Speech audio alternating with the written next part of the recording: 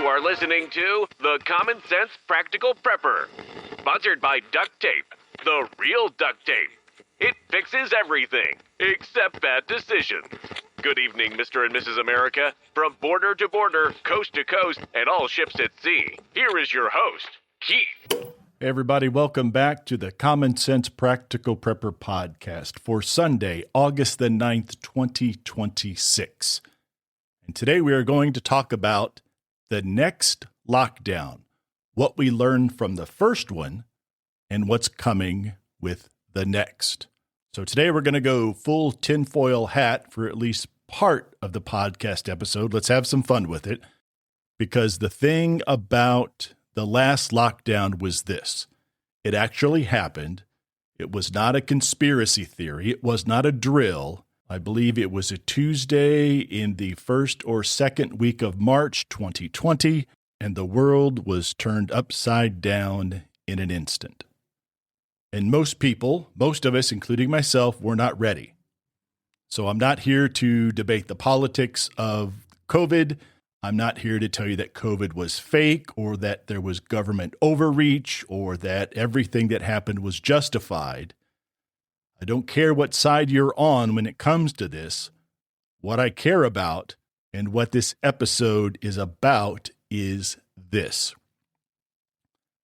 It happened once, it will happen again, and the next time you do not have to be caught by surprise. Whether it's another pandemic, a bird flu mutation, bioweapon, a cyber attack on our infrastructure, or just a good old-fashioned government panic, there will be another event where the supply chain breaks, stores go empty, and someone in authority tells you to stay home. The question is, did you learn anything from the last time? So let's talk about it. What actually happened and the timeline that people forgot? So here is what I remember from March 2020, and I remember it clearly because I was watching from the inside from one of the largest supply chains on the planet. Week 1, people heard pandemic and went to the grocery store. Not panic, just stocking up. A little extra toilet paper here, a few extra cans of soup here, some extra rice here. Week 2, word got out that people were stocking up. Now it is a run on the stores, not because there was a shortage, but because people were afraid that there would be. Kind of a self-fulfilling prophecy. The shelves emptied because people saw other people emptying the shelves. Week 3, the actual shortages began, not because the food didn't exist, it was there, at least in the supply chain, but the supply chain didn't collapse. The warehouses were full, but what we call the last mile, which is from the distribution center to the grocery store. Trucks could not deliver fast enough. Stores could not restock fast enough. The system was designed for what they call steady state demand, and demand spiked 300% easily 300% overnight. Week 4 and beyond, rationing, limits on purchases, online grocery stores with 2-week delivery windows, people driving to 3 or 4 stores looking for basics, literal fights over toilet paper. So here's what most people miss. The supply chain did not break. The buffer within the supply chain broke. The food existed. The manufacturing existed, the transportation existed, but the system had zero buffer for such a quick and extreme spike in demand. Again, it's built for just in time, not just in case. And that's the lesson. The system is very fragile. We've spoken about that before, not because it cannot produce, but because it has no margin for error. So in 2020, what we learned or what we should have learned. If you're paying attention in 2020, here is what we all should have learned. But first, let's talk about what went wrong, or more accurately, what they lied about. Okay? So before we get started on this section, I hereby call to order the emergency session of the Royal Tinfoil Hat Brigade. All members present and accounted for in full regalia. All right, now that we have that out of the way, before we get into supply chain and practical prep, we need to acknowledge the elephant in the room. A significant portion of what we were told during the pandemic was not based in science. It was based in politics, control, and fear. The masks. Cloth masks did nothing. This isn't a fringe opinion. This is what the studies have shown repeatedly before and after COVID. The particular size of a respiratory virus passes through the cloth mask just like it passed through a chain link fence. The CDC knew this. Fauci said it in February of 2020 on camera before the narrative changed. Then suddenly, masks were mandatory, and everyone who questioned it was a science denier. N95 masks, properly fitted, properly worn, offer some protection.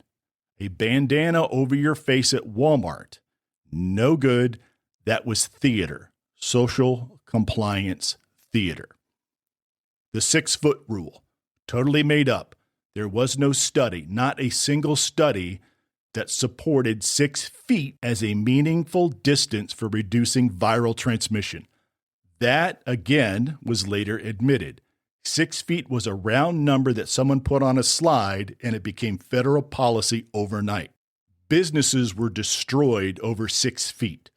Children were kept apart over 6 feet, and it was never based in anything. All right, here's the big one. The vaccines. Safe and effective was a marketing slogan, not scientifically concluded. These were emergency use authorized products with zero long-term safety data. We were told they would prevent infection. They did not. We were told they would prevent transmission. They did not. We were told the side effects were mild and rare. They were not. And if you push back against safe and effective, you were discredited and you were deplatformed. I'm not telling you that the vaccines killed everyone who took them. I'm telling you that the information was incomplete. The messaging was dishonest, and anyone who raised questions was silenced, fired, canceled, or like I said a second ago, deplatformed. That's not science. That's the definition of propaganda. And the mandates. Let me be clear about the mandates. In my opinion, those mandates were coercion. Take this product or lose your job. Take this product or your child can't go to school. Take this product or you can't travel, eat at a restaurant, or visit your dying parent in the hospital. That is not informed consent. That is force dressed up in a lab coat. We'll be back after a quick break. Hey, Common Sense Practical Prepper listeners. Want reliable, long-lasting food for your preps? Augustin Farms has you covered with top-quality freeze-dried and dehydrated meals, veggies, meats and more. Shelf-stable up to 25 years, made in the USA and actually delicious. Great prices, even better product. Use my affiliate link in the show notes. Don't forget to use the coupon code PODCASTPREP at checkout for an extra 10% off. Stock up now and prep smart. Back to the show.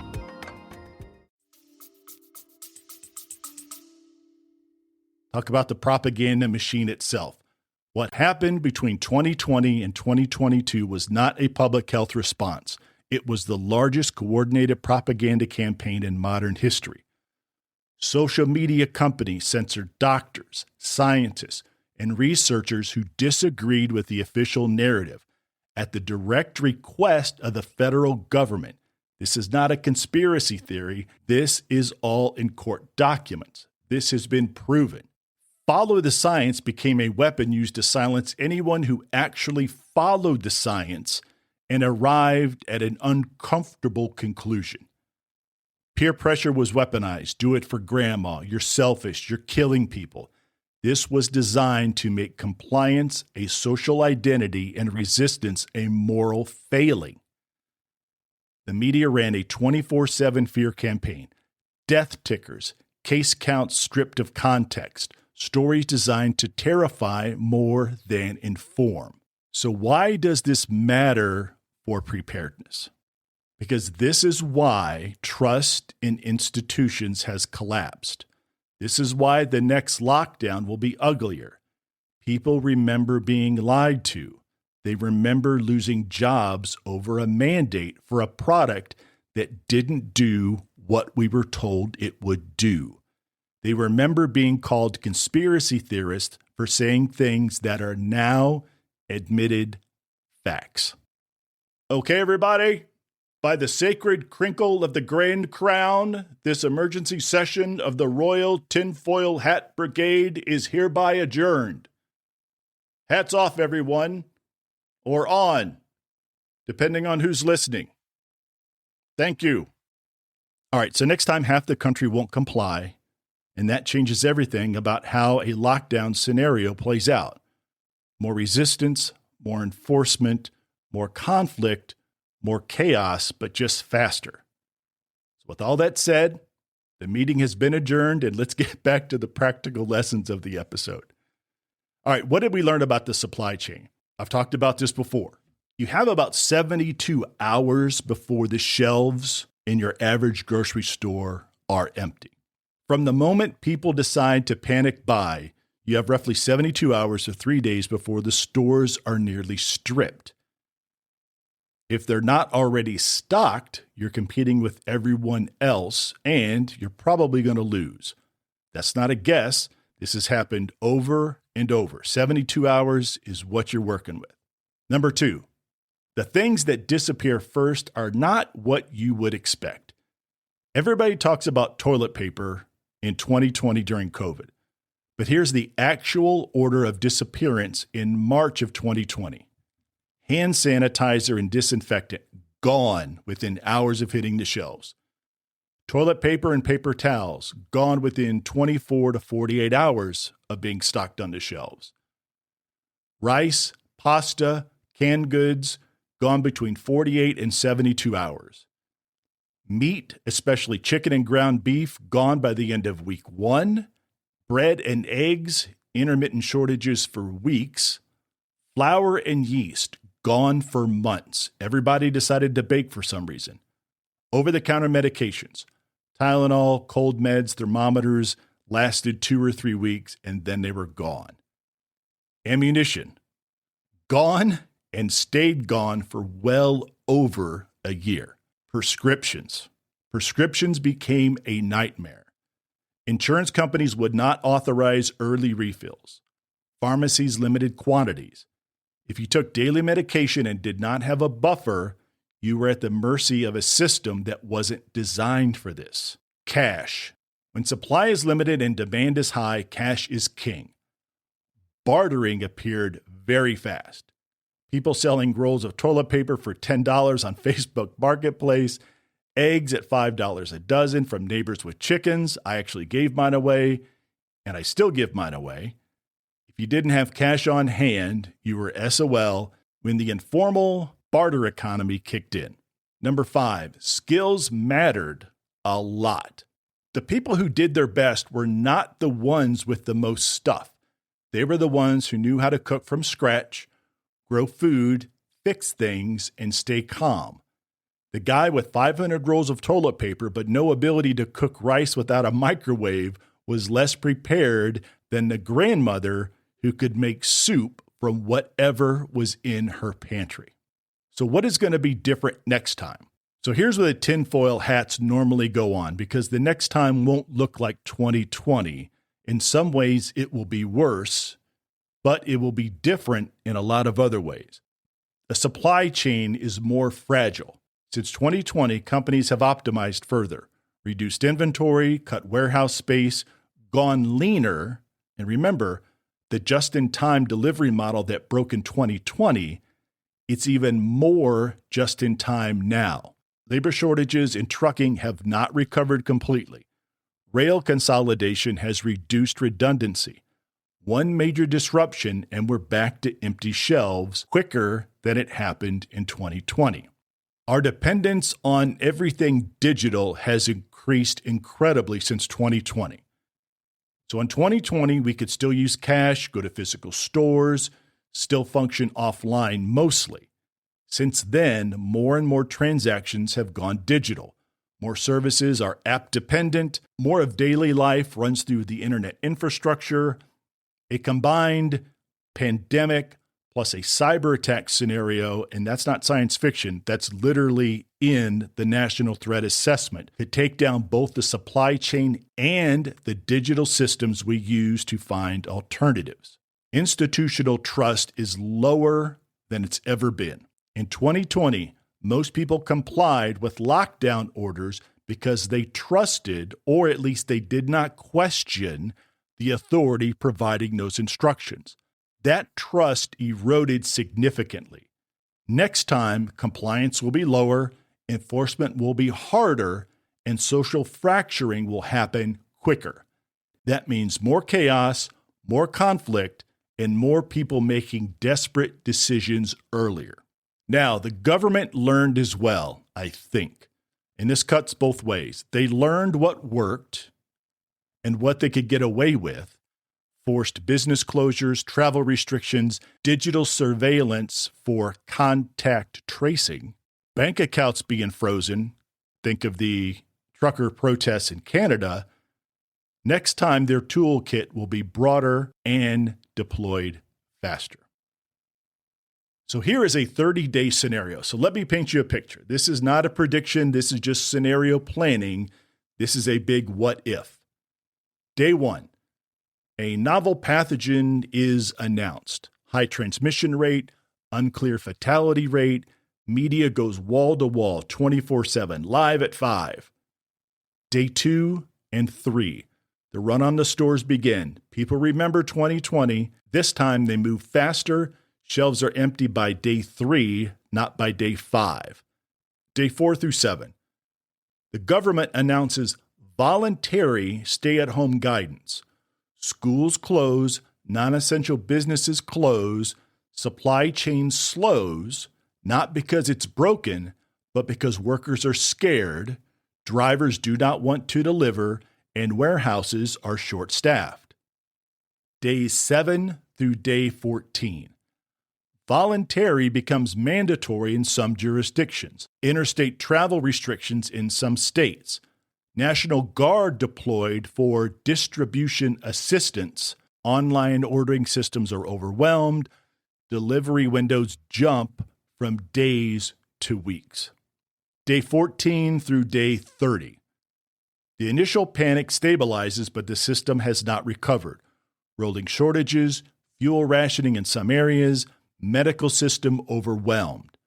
People who didn't prepare are now dependent on government distribution points, standing in line, and basically just taking what you're given at these distribution points. So that's 30 days. That's not the apocalypse. That's not Mad Max. That's just 2020 compressed and slightly worse. And if you're not ready for it with what's already in your home, you're going to be out standing in line. So what can we do now before it happens? What do we actually do today, right now? So when the next lockdown hits, you are the calm person. You are the one who does not leave the house for 2 weeks because guess what? You don't have to. 30 days of food, minimum.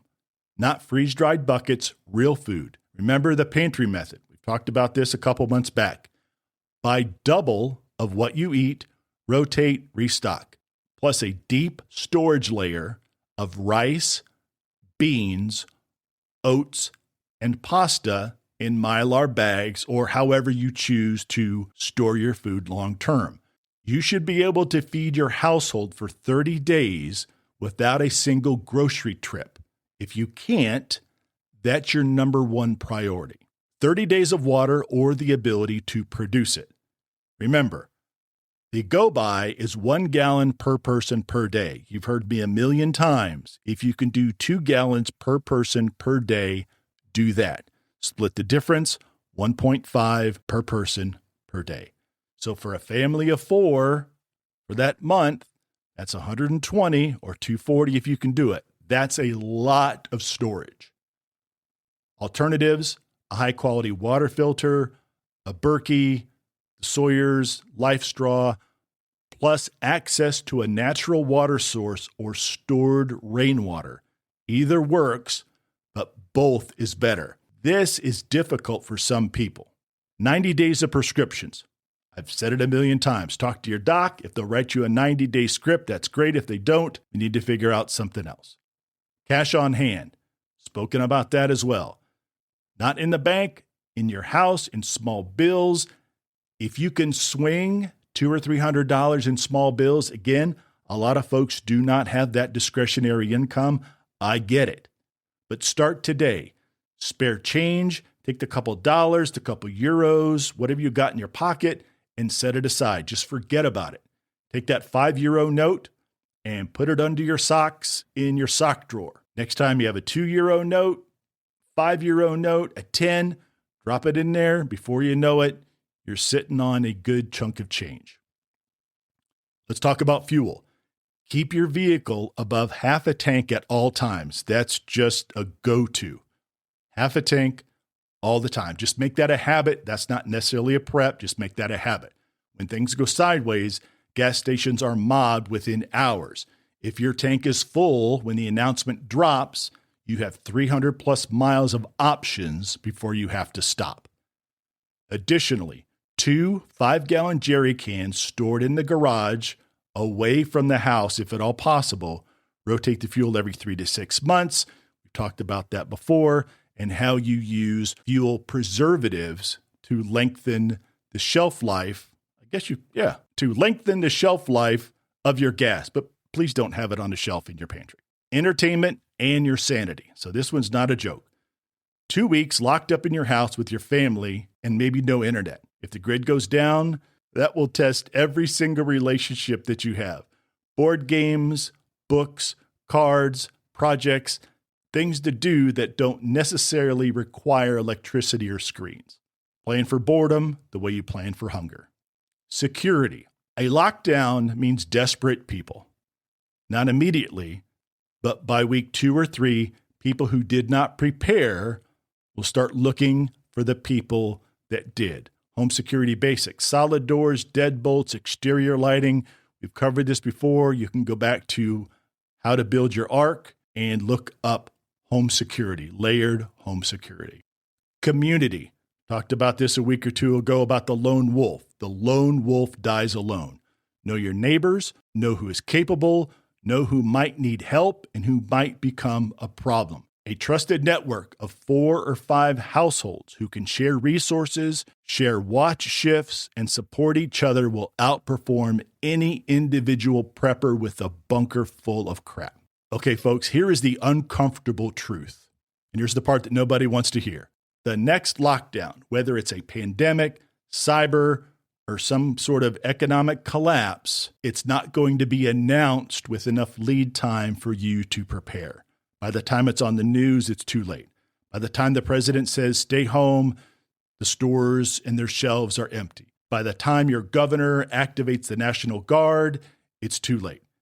Everything that we've just gone over, the food, the water, the cash, the fuel, the scripts, all of this has to be done before the poop hits the fan.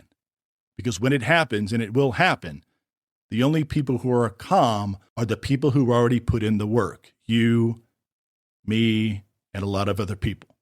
Don't be the folks standing in line.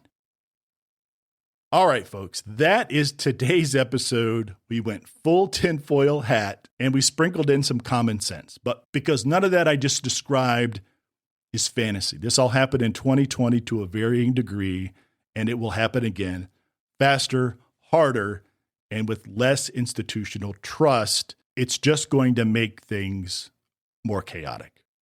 So here's a call to action. Here's your homework. Do a 30-day audit.